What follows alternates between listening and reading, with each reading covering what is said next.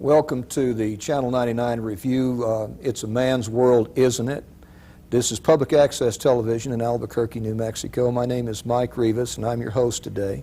This is a program dealing with men's issues here in New Mexico, and I would like to begin by introducing our guest today, Dr. Lionel Corbett. Dr. Corbett is a native of England, where he studied medicine and psychiatry. He studied Jungian psychology in Chicago before moving to Santa Fe, New Mexico.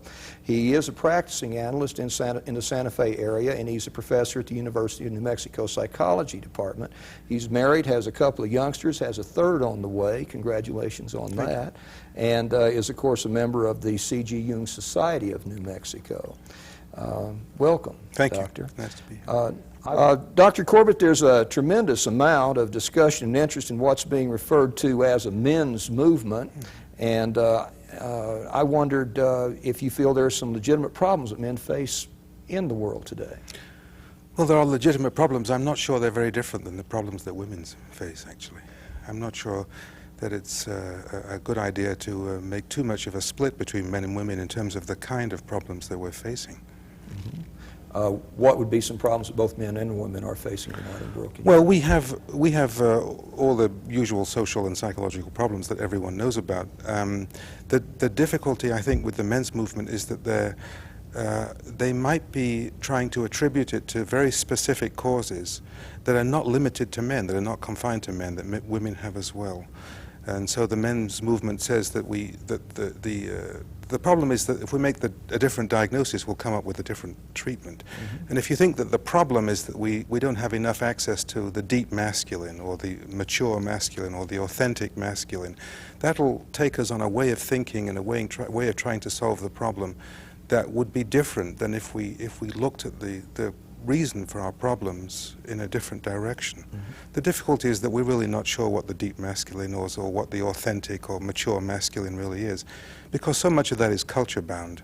We have a tendency in the West, in Europe and in the United States to think that masculinity is what we think it is. But if we look in other cultures, men and women behave in ways that are quite different. There are cultures where women are much more aggressive and assertive, and men are much more passive and responsive. So it's very tricky saying what's really authentic and what's deep. If you were a man in a different culture and you looked for the deep masculine, you might come up with a completely different thing. So you need to be careful to know what's been imposed on you and how you've been told you ought to be and what really is who you are. In some of the recent articles that have been in the Albuquerque Journal, Robert Bly's work, The Wild Man, has been criticized as just kind of an approach to so-called softer, kinder, and gentler patriarchy. And a lot of women who are writing are kind of disappointed. They think they're getting kind of the same old package of goods with a little bit different wrapping. It sounds to me like you're talking about looking at some of the common things that men and women have in problems that we share and face, and looking at some things that we can begin to do about them together. Together, I think so. I mean, they say that the problem of modern men is that they're uninitiated and they're like boys. That they're too passive, that they can't show a sword, they can't be fierce, they can't be assertive when they need to be, that they're abusive, that they're looking for dominance. All these are this is like the diagnosis of men nowadays. This is supposed to be the kind of problem that they have. But all these things are problems that many women have as well. There's nothing particularly male or masculine about this. These are human problems. And we know a certain amount about how these things arise developmentally in childhood. We know that there are certain problems. If you don't have the right kind of childhood environment, let's say your assertiveness or your aggression is not allowed in the family. Somebody screams at you or yells at you, then you might grow up and you can't access that. Mm-hmm. Well, it doesn't matter whether you're a man or a woman. That's a problem, because there are times when you need to be able to access it. So you know, we don't want to call that specifically masculine when it's really a common problem. Right. The thing that comes to mind for me in what you're saying is they talk, Bly and says that there's some basic ways in the differences in the way men perceive the world and women perceive the world and the way we feel, that women, that men are their feeling is more in nature and derives from the years when we were hunters and went out in comradeship into the forest, and that women are more social and therefore communicate better and a little more intimate because they've been a little closer to the campfire. Yeah. I'm still kind of in the dark as to, so what are some of the common problems that we are facing is what well, you know, I'm looking for that commonality. Yeah, is what you know, I'm we don't want to have a new set of stereotypes imposed on us. You bet. It used to be said, I mean, for thousands of years in this bad patriarchy that we hope we're coming out of, that femininity had to do with nurturing and being receptive and all that, being passive perhaps, and masculinity had to do with being assertive and knowing what you want and going for it and being fierce and all that kind of stuff.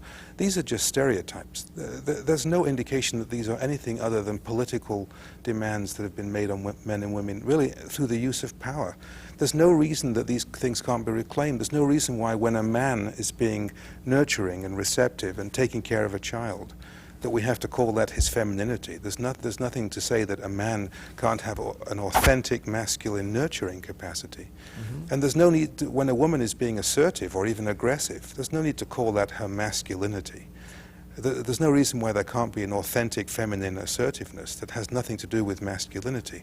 This is just perpetuating old stereotypes. Well, now I think from what I've heard of Bly's work, he says that the work Marie-Louise von Franz did, basically with fairy tales, is that the story, that the point of fairy tales is the marriage of the masculine and feminine in each of us, so that we get a wholeness and an access to both. But I'm a little confused, which is not unusual in my life. But I'm a little confused. Are you saying that there is no?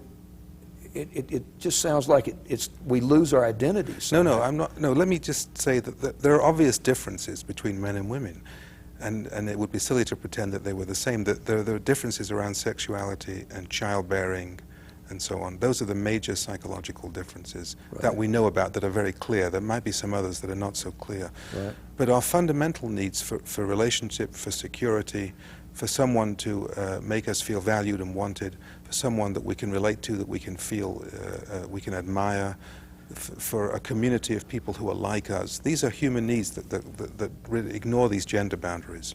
What we need to do is find out what the specific psychology of, say, sexuality and childbearing is, and just deal with the specificity, and not blur the whole issue with needs like relationship needs, needs for affirmation, needs for being valued, that are common to both men and women, that have nothing to do with being a man or a woman specifically. They just have to do with being human.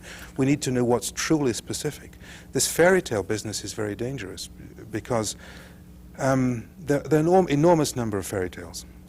Now, it's true that fairy tales reveal the deep structure of the psyche. They're like X-rays. They tell us how people behave. But the problem with fairy tales is that, first of all, fairy tales tend to indicate pathology, not normality. This is not well known, but it's true. Fairy tales indicate pathological lines of development. Secondly, there is a large number of fairy tales from all over the world, so your deep structure and your fairy tale might not be the same as mine. Now, if we look for what the Jungians call archetypes, which are just natural laws, how your particular psyche is ordered, you're not put together randomly, you're put together lawfully. And that's the meaning of an archetype. It's like a deep natural law, deep structure in the psyche.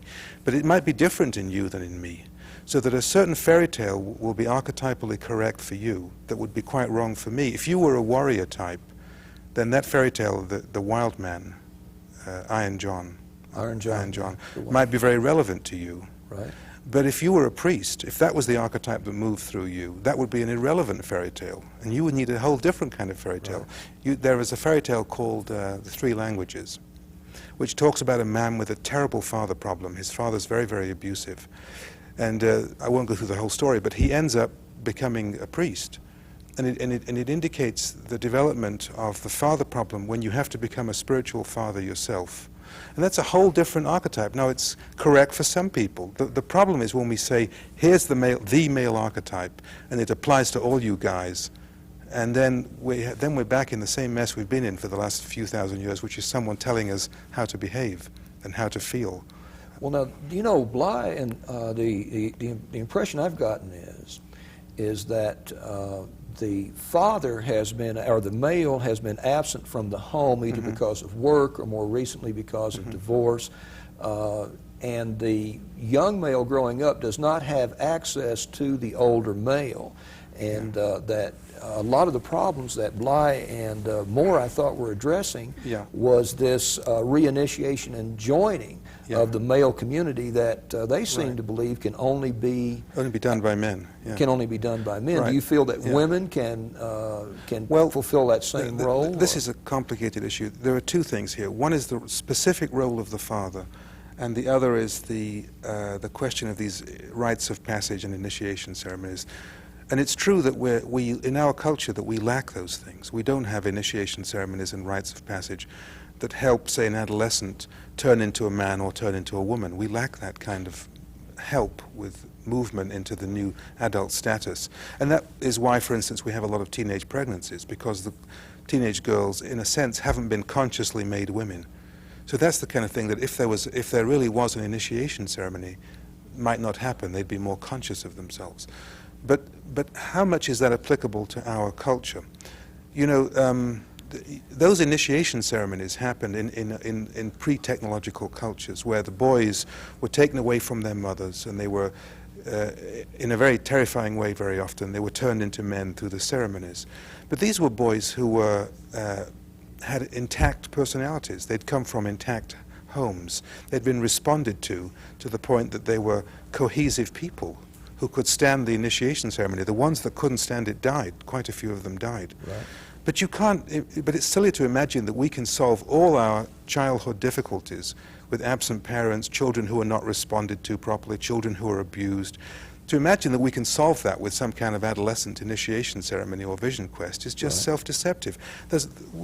We've got to catch up with much earlier developmental difficulties and not imagine we can lay on something when you're 13 that fixes everything. Now, it's true that we need initiation of our young men and women into manhood and womanhood, but we shouldn't overvalue that.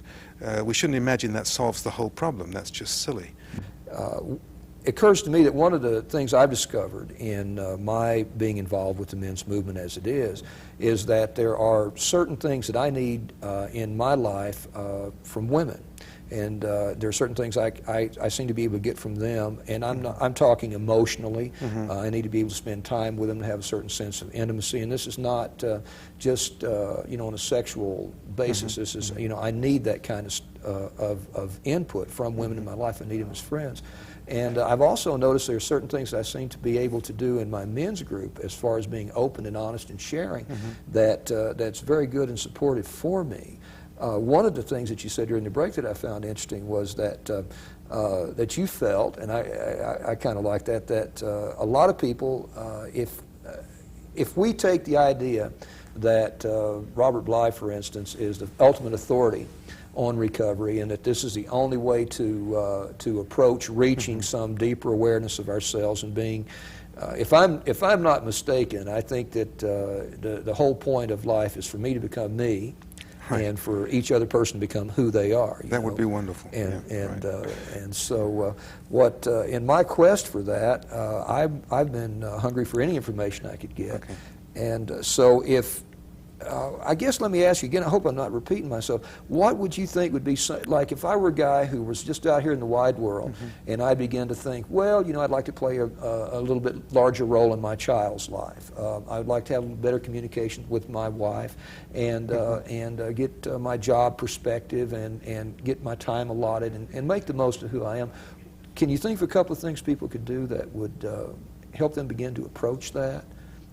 I'm not asking you to give advice, I'm just saying. Are you asking about whether it's worth going to men's group meetings and things like that? Well, or if there's some other way of doing that's it? That's fine. Do you think that, that men's support groups are... I think, you know, these things are enormously valuable, but you've got to look at what is the ingredient that's helpful. If you look at what happens in a men's group, for instance, you find that men are mirrored by each other, they're valued by each other, they are seen for who they are. Sure. This is an enormously important thing. And they also have a sense when they're with men that they can be with people who are like them, who share their values and who are similar to them, and that's very, very enhancing and important. They can also find men around that they can look up to, that they can idealize, and that they can share some important goals and values. Now, these are all things that men need, but women need as well. These are not confined to men. What's happened in the men's movement is that men, because of the politics of the patriarchy, men have not been allowed to get that kind of thing from men before. Could I interject something? Bly says that there is no patriarchy in place, and that there is no matriarchy in place, and that what we have actually is kind of an oppressive industrialism in play here, and that's what's affecting us. And where I'm interested in what you have to say is that in speaking with, is that you don't seem to have an agenda, and what you seem to be pointing to is the fact that what both men and women should be doing is looking for a win-win situation, and where we're not a one-up, one-down. I mean, to say that there's no patriarchy really ignores the fact of the enormous dominance of men over the last few thousand years that we're now trying to come out of. Okay, well, one of my questions with that, Dr. Corbett, is that I was on a show a couple of shows back. A lady pointed out to me, I was saying, you know, there's no patriarchy, and she said, well, you know, who runs the major corporations of the world? You know, and I had been to a concert not too long before that in which a women's singing group got up and pointed to white men as being. I can't think of the last time the president of the Exxon Corporation called up and asked my opinion about anything. I mean, it confuses me, because I start feeling like I'm being seen, you know, as an oppressor when I'm really not part of the machinery, and a lot of times I catch as much flack in my personal struggle for survival. So, well, that's a mistake. I mean, obviously, you're not personally responsible. Your responsibility is to see what's happened and become as conscious as you can, so that in your relationships you don't perpetuate that kind of dominance. And that's as much as the individual man can do, and then do what we can socially and with the people that we're in touch with. That doesn't mean that something bad didn't happen. If anyone blames you personally, that's their problem. That's just silly as well. Right. Well, I was just interested in that, because I get real confused sometimes. It seems like I get in discussions with women, especially feminists, and it seems like they have an agenda, and it's in the discussion it all has to lead to one spot. And so they've overdone it. Well, they've overdone it. I mean, they have tried to swing the pendulum in the opposite direction, and they've become strident. But that's just perpetuating the same kind of tribalism that we're trying to get out of. There's no point in having a different tribalism by having a rabid women's movement that encourages more separation. That's the same problem, just in another direction. The problem is to get away from tribalism and to recognize our common humanity. Marshall McLuhan says that because that what took us out of tribalism was the invention of the printing press and things like the Gutenberg Galaxy. Well, I mean, and the us and the them. electronic age is forcing us back into a tribalism. I mean us and them psychology. I don't know what he means by it, but I mean where you devalue another person because they're different, either because of gender or race or religion or something, which has nothing to do with the person themselves. That's the problem. You don't know the person, and you can't assume. If you think you know what this person is like based on whether they're a man or a woman or a particular race or something, then you're just projecting.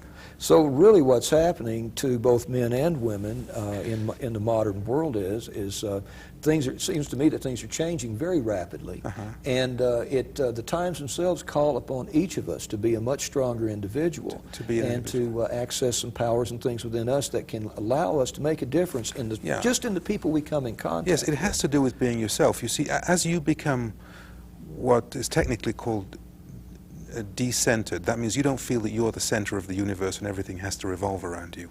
As you can become less and less, as it gets less and less important to you to be the center of everything, then you can start to be compassionate and look at what other people need.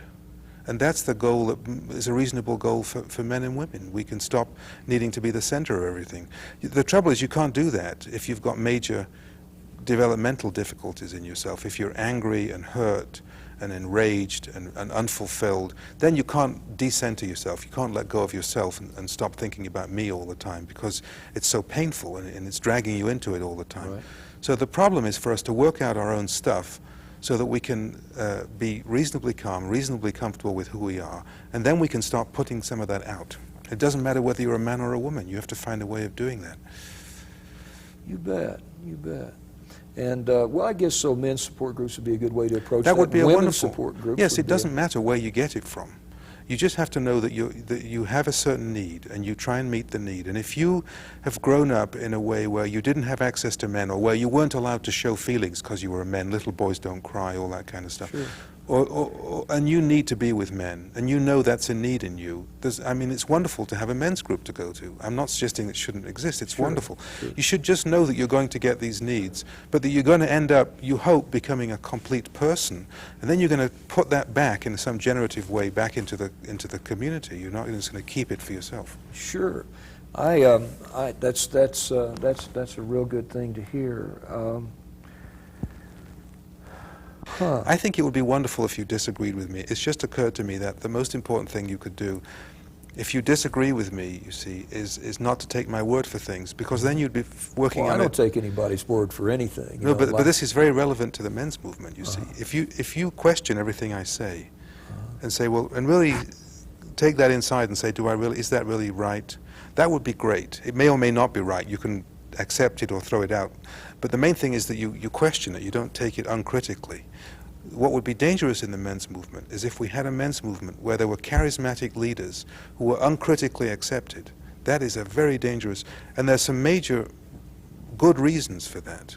You bet. You know, if you haven't had someone that you can look up to as a child, say a father if you're a man, mentorship, then there's a hole in your psyche, and you need to find a charismatic person to tell you who you are and what to do and what to think. But that's very dangerous, because essentially that should be given back to the person. It should be an individual Well, thing. they say, you know, that's one of the things Morse says, and just in therapy, that you need to have a therapist that knows when you have done everything you can do there, and kind of kicks you out into the world. So, did you have a couple of things to say maybe on the charismatic?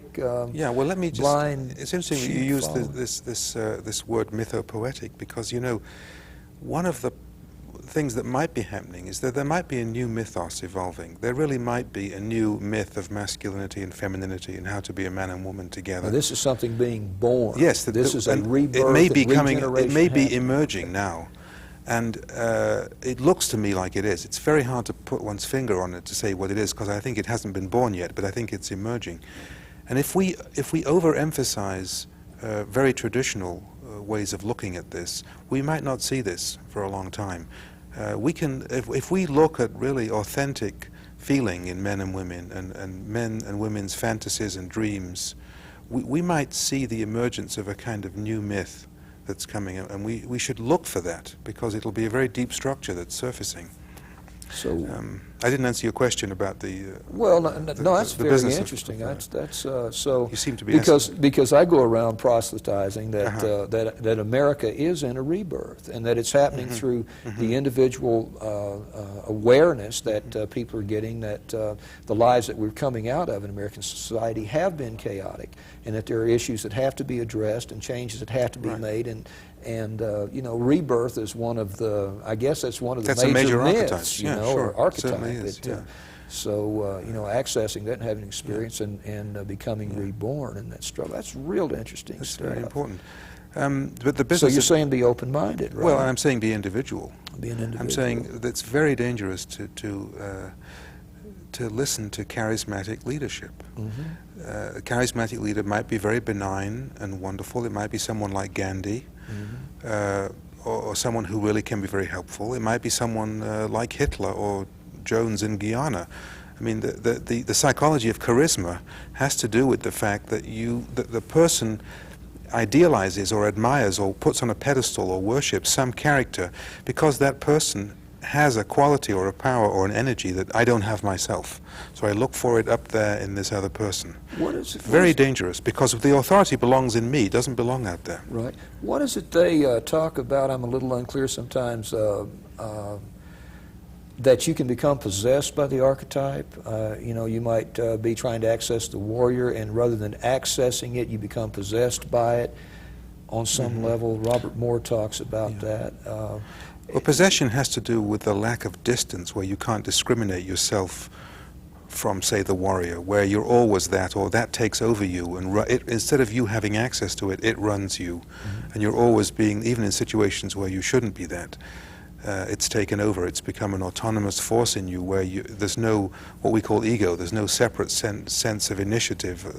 So there's no, instead of a relationship to it, there's being taken over by it.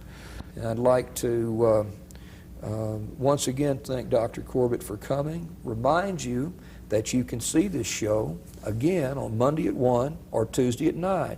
Get a friend, talk about it, and watch. I'd